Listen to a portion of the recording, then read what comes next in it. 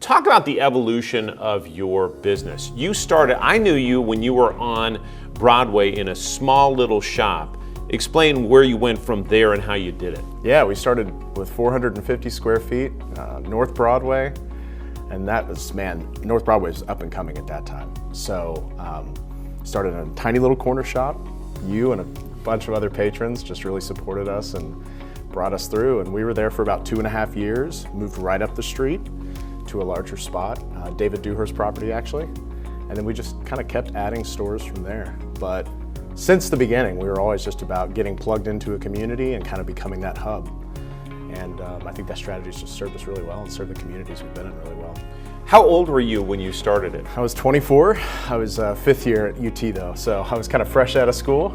And my younger brother, who I say is the real hero of the story, because I just switched jobs, he actually dropped out of school to start it. So he took a much bigger risk, I think, than I did. But yeah, we were young, we were babies. Why did you take that risk? I've always loved entrepreneurship ever since I was 13. My first job was Smokey's Ballpark, doing catering. I fell in love with hospitality at that time, and then I was homeschooled and was reading some business books at that time. And so I kind of fell in love with hospitality and business all at once. That kind of carried me through high school and college. And even in college, I knew I wanted to do my own thing. So I got out of school, I did corporate for about 6 months, and I just decided that was the time. If I was gonna do it then. Very few responsibilities, young and dumb. And so we just took a leap and went for it. Bear with me on this, because you're a coffee man. It's a grind. It's a grind. What a pun. Yeah, but you're right. You've got to. What is your advice to young entrepreneurs to know that there are going to be some real big challenges you're facing? Yeah, I mean, take it one day at a time. Usually, when you're a much smaller operation, one thing is not going to make or break you, and so just taking it one step at a time was really big for us. Being patient. Things come with time, and we all want things, especially today, yesterday. So I would say being patient.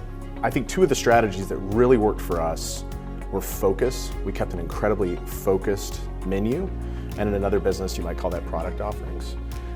When the revenue drops, you can get scared as a small business and think I need to add all these different product offerings or product lines. The best thing to do is to keep focused, market harder, and you'll get through those cyclical moments.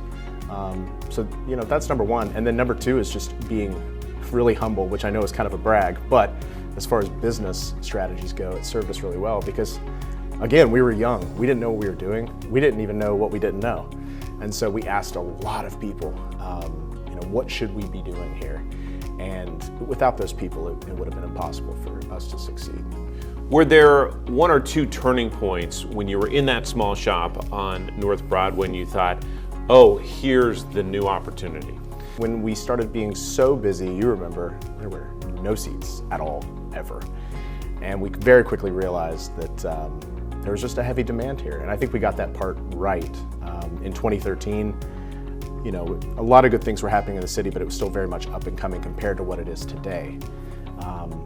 And so I think we just nailed that timing, and we were very blessed in that regard.